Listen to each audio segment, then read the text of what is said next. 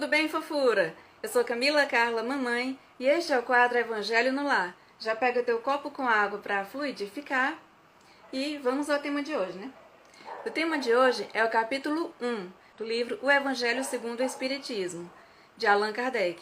O capítulo 1 é Eu não vou destruir a lei. Feche os olhos quem quiser e vamos começar com uma prece.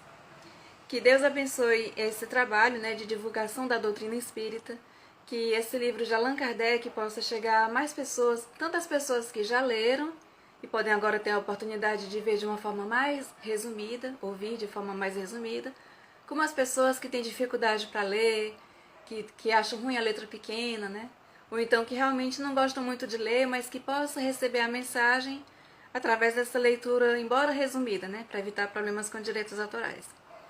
Que todos possam compreender a mensagem e absorver o máximo possível de conteúdo. Assim seja. Agora vamos à leitura. Capítulo 1. Eu não vim destruir a lei. Os tópicos deste capítulo são as 3 revelações: Moisés, Cristo, o Espiritismo, Aliança da Ciência e da Religião e Instruções dos Espíritos, a Era Nova.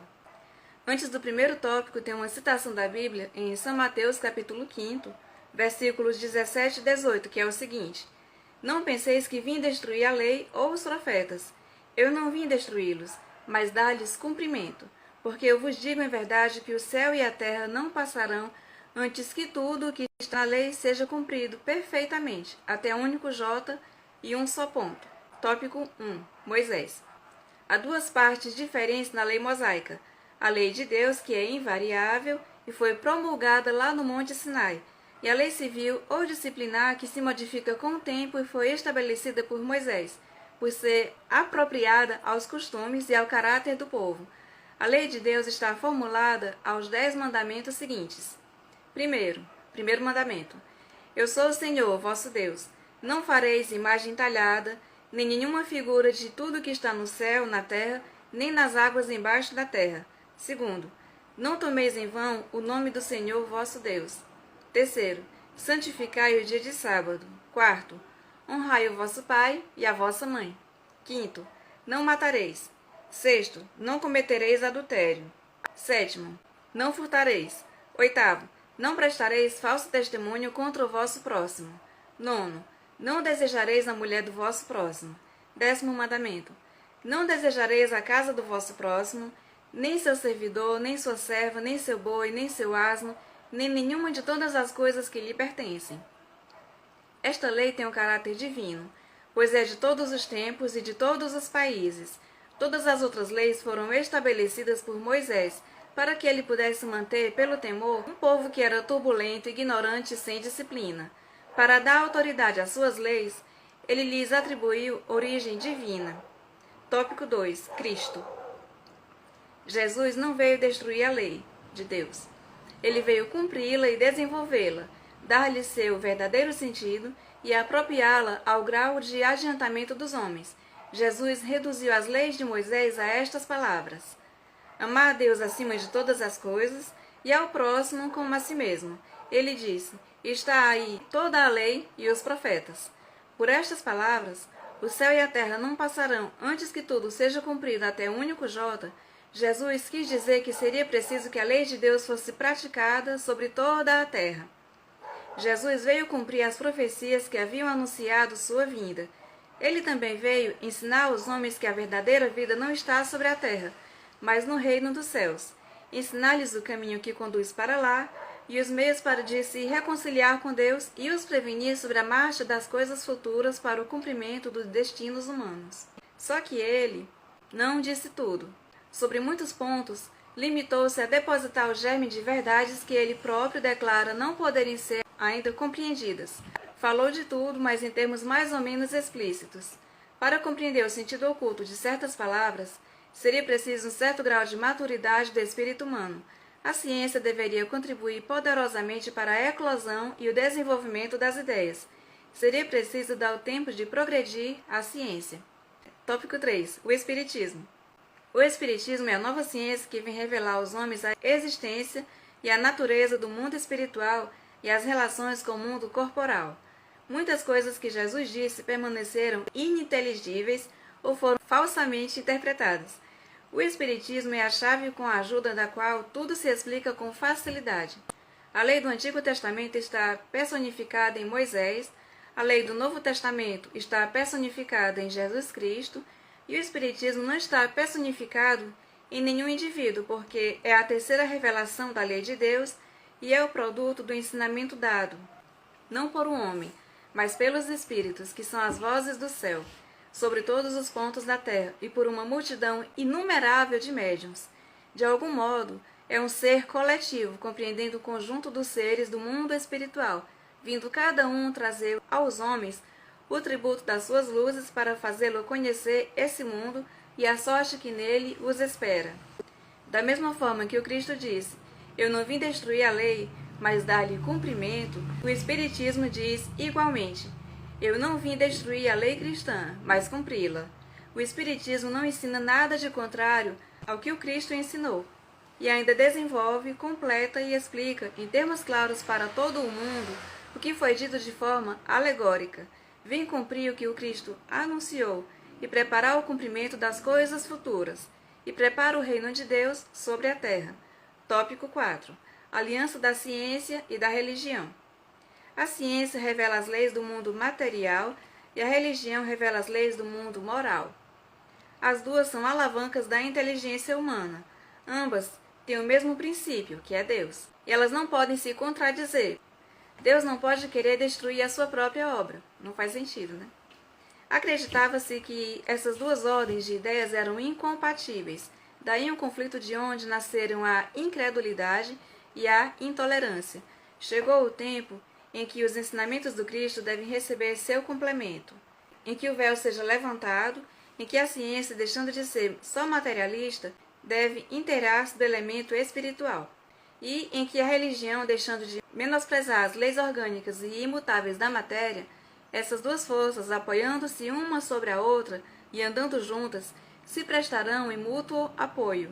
E então a religião, deixando de ser desmentida pela ciência, adquirirá uma força inabalável, porque estará de acordo com a razão, e não se lhe poderá opor à irresistível lógica dos fatos. A ciência e a religião se repeliam mutuamente. Precisaria de alguma coisa para aproximá-las. Esse traço de união está no conhecimento das leis que regem o mundo espiritual e suas relações com o mundo corporal. Leis tão imutáveis como as que regem o movimento dos astros e a existência dos seres. Essas relações, uma vez constatadas pela experiência, fizeram nascer uma nova luz. A fé se dirigiu à razão. A razão não encontrou nada sem lógica na fé, e o materialismo foi vencido. É toda uma revolução moral que se opera neste momento e trabalham os espíritos. Ela se aproxima do seu cumprimento e vai marcar uma era nova da humanidade. Tópico 5. Instruções dos Espíritos. A Era Nova. Deus é único, e Moisés, o Espírito que Deus enviou em missão para o fazer conhecer, não somente aos hebreus, mas ainda aos povos pagãos.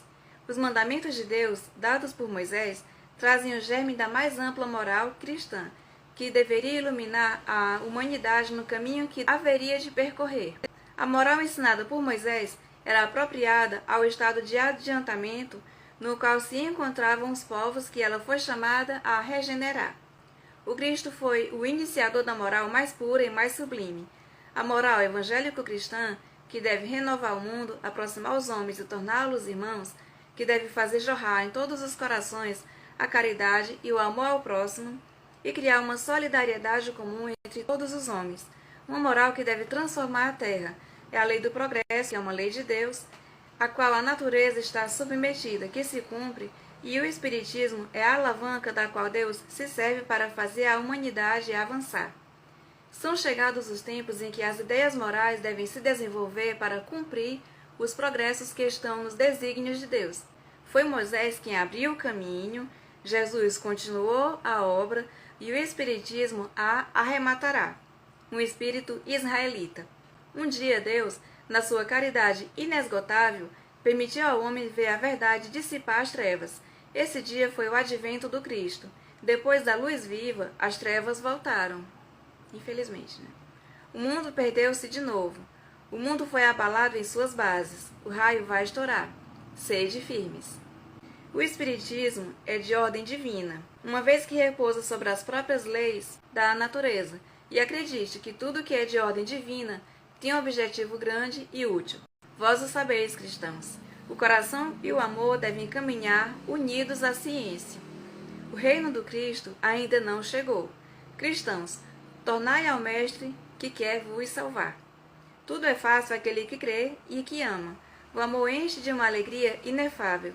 Sim, meus filhos, o mundo está abalado.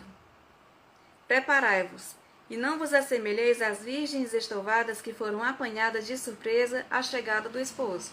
A revolução que se prepara é antes moral que material. Os grandes espíritos mensageiros divinos insuflam a fé para que todos vós, obreiros esclarecidos e ardentes, façais ouvir esta humilde voz, a cada um sua missão, a cada um seu trabalho, a lei dos mundos e a lei do progresso.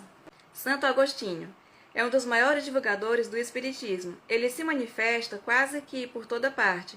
A razão disso encontramos na vida desse grande filósofo cristão, que pertence a essa vigorosa falange dos pais da Igreja, aos quais a cristandade deve seus mais sólidos alicerces.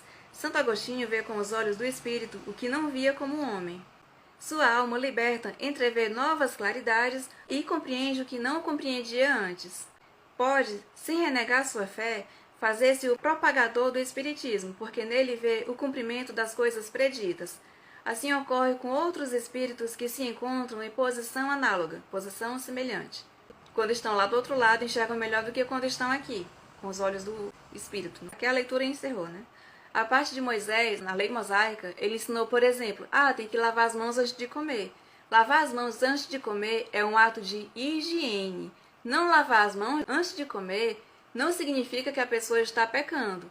Porém, Moisés, usando o poder divino, divulgou isso como se fosse pecado. É pecado e comer sem lavar as mãos. E aí, quando eles viram lá Jesus comendo e não lavar as mãos antes, reclamaram com ele. Criticaram. E no caso ele falou o seguinte: mais importante do que entra pela nossa boca é o que sai pela nossa boca. Ou seja, tem que ter cuidado não é só com a higiene, mas principalmente em não ofender os outros, não machucar os outros com as nossas palavras, com alguns pensamentos, também, que às vezes não sai, mas a boca fala do que o coração está cheio, então acaba saindo de alguma forma. E assim, a gente tem que ter cuidado com o que a gente fala, com o que a gente faz, para não machucar ninguém. Ter muito cuidado. As pessoas tinham dificuldade para separar o que era pecado do que era higiene. Moisés fez muitas leis baseadas mais na higiene e educar aquele povo que era mais primitivo em relação aos dias de hoje. Ainda não estamos tão evoluídos, porém já evoluímos muito. Moisés veio primeiro para dar esse ensinamento, Jesus veio, complementou e foi grandioso, Fez muitas coisas por nós, por todos nós, deu até a vida por nós. E vem o Espiritismo para poder nos ajudar mais ainda a entender coisas que Jesus não pôde explicar melhor naquela época, porque o povo ainda não entendia. Hoje a gente está com a mente mais aberta, já dá para entender mais algumas coisas e assimilar mais informações, porque a gente ainda tem muito que aprender. A gente não sabe quase nada ainda, tem muito que aprender. Bom, este foi o resumo do capítulo 1, e agora vamos à prece final.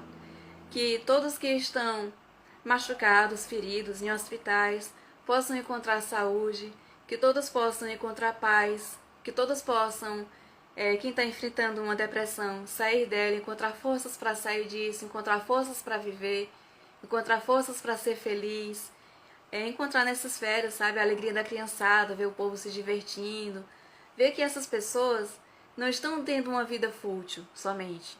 De certo modo, isso que se passa nas redes sociais, ou a alegria das pessoas, ali é só uma parte da vida, não é a vida toda.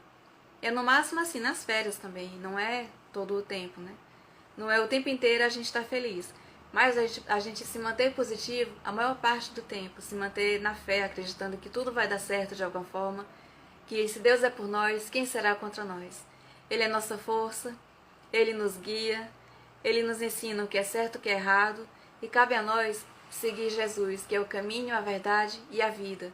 Seguir o caminho do bem, fazer ao próximo o que a gente gostaria que o próximo também fizesse pela gente, para que a gente possa ser pessoas melhores cada vez mais para todos nós, para todas as outras pessoas, e que esse mundo seja um lugar melhor. Assim seja. Bom, vamos tomar nossa água fluidificada. Que pegou seu copo com água antes, né? Assim, até o próximo vídeo. Beijo!